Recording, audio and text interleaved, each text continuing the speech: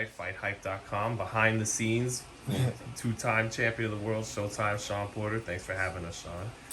Are you having fun? I'm having fun. So you see all this stuff like growing up, you never really know how it works. You decide, man, I love radio, I love TV. I don't care which one it is. I just want to be a part of it. I want to do it. I've always loved seeing the buttons being pushed. It's not just, I don't love just being in front of the camera. I love being behind the camera and seeing everything that's happening, production and all that kind of stuff. So once I got to the point where you get to pay-per-view, you get to the big fights, and that calls for more promotional um, uh, uh, videos and media and things like that. I love it, and I'm really grateful because again, like you grow up seeing it, and you don't understand that if you're not a world champion, you don't get to do that, or if you're not, you know, fighting for a world championship title, you don't get to do that, you know. So I'm just really grateful to have the moment to be able to do this.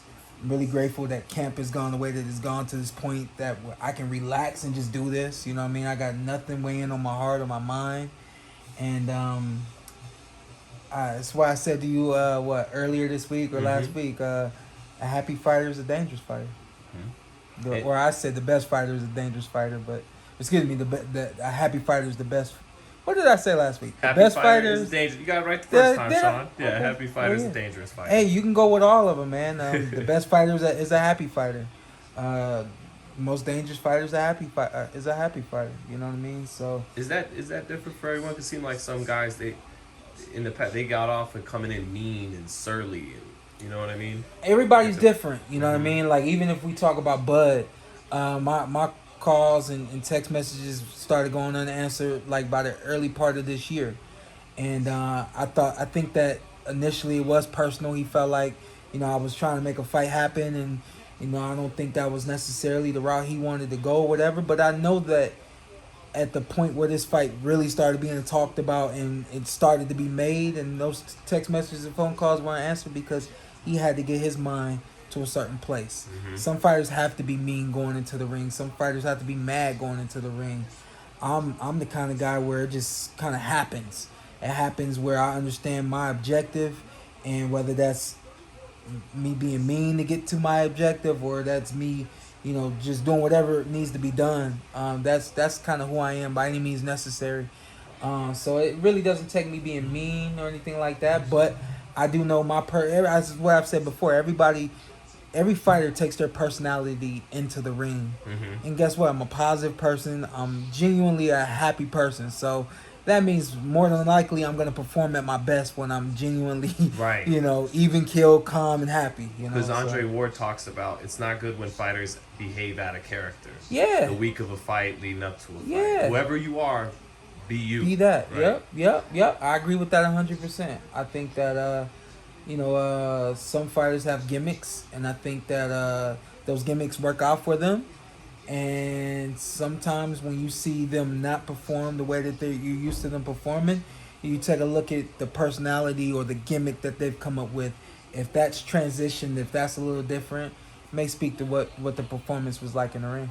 Now, I remember, when we're growing up, our era growing up, boxing was you got these badass De La Hoya Hopkins commercials. Yeah. And, really, since Floyd called it a day, we haven't really had these awesome commercials to build up the fight. So were you kind of happy they came? I mean, it's a 6 to 8 hour day, but you seem happy about it. Like you mentioned earlier. The first time it came was when I fought Earl Spence Jr. Where I had to do a shoot like this. I think that shoot only lasted 3 to 4 hours. It was much shorter, but it's what was required for it to sell a pay-per-view fight. So I love it, man. I love having to read those lines and you know, for this network and that network and this pay-per-view buy and that pay-per-view. I love it. Some fighters get agitated by it. Well, they say it tires them out. Yeah. But again, I think that the energy you get in what you put in. You get out what you put in. You know what I mean? So, you know, I'm really man. I'm enjoying it. And the first time I got to do it was when I fought Earl Spence Jr. And that was when I was like, all right, like this is what I've been waiting on. You know.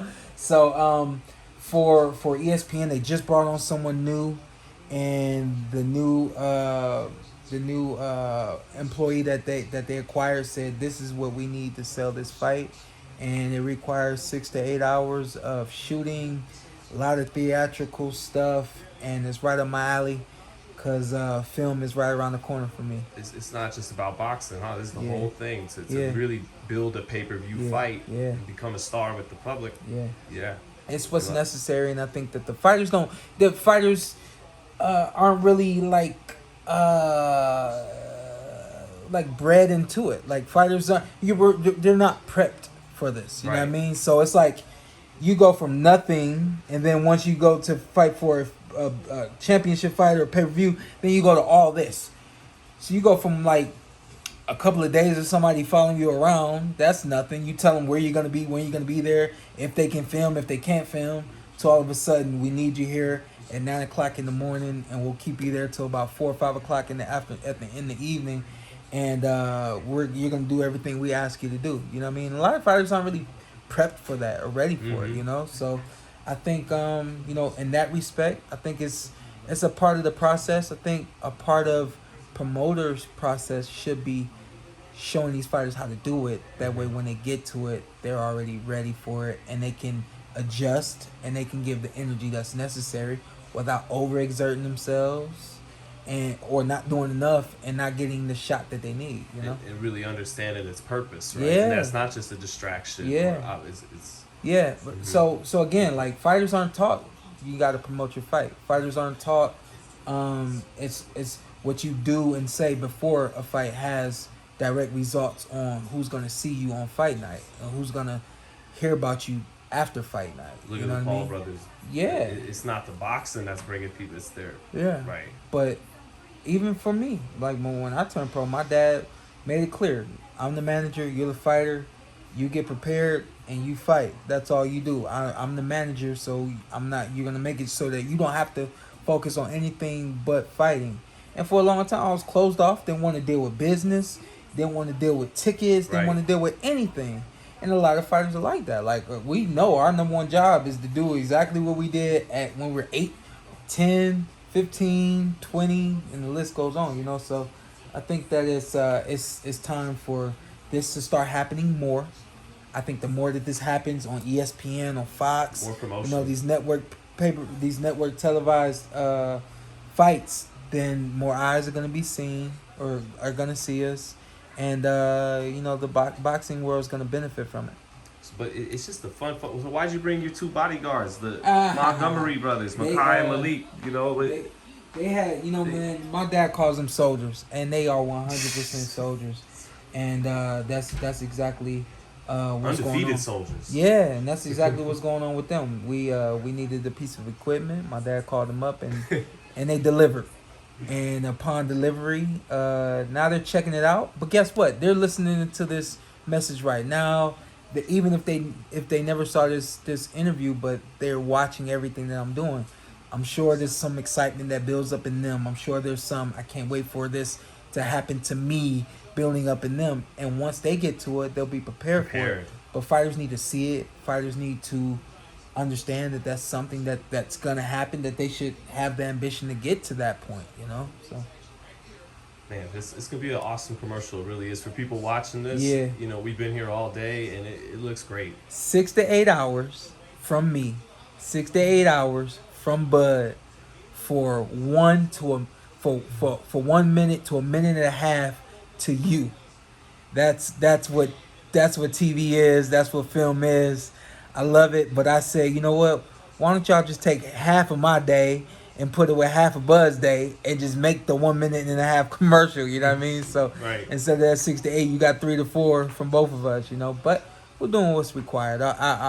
Bud, you better show up and show out, baby. I am. Yeah, and lastly on this whole shoot, you hit the bag for a couple. It was just hitting the bag for a commercial, but you look good. Man, listen. You feeling? Yeah. Love it, to say the least.